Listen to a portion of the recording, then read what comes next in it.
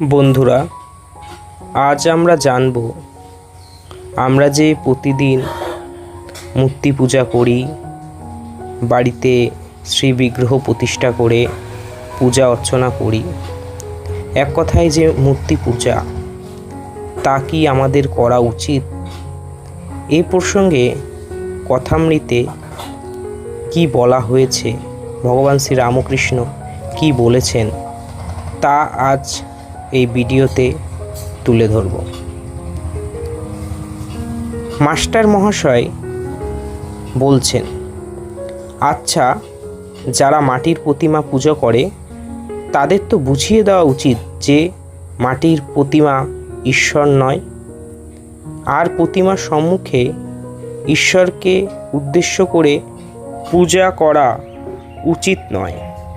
এই কথা শুনিয়া ভগবান শ্রীরামকৃষ্ণ বলিলেন বিরক্তিভাবে, তোমাদের কলকাতার লোকের ওই এক, কেবল লেকচার দেওয়া আর বুঝিয়ে দেওয়া।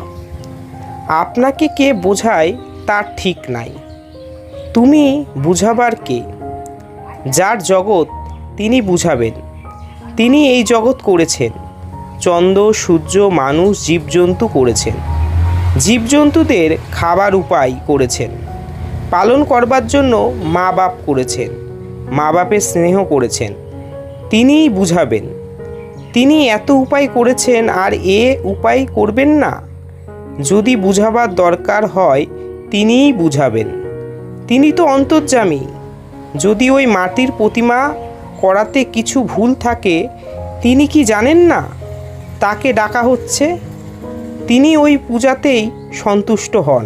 তোমার ওর জন্য মাথা ব্যথা কেন?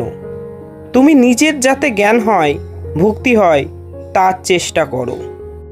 এখানে ভগবান শ্রীরামকৃষ্ণ বুঝিয়ে দিলেন যে মূর্তিতেও ঈশ্বর আছে, তিনি সাকার ও নিরাকার।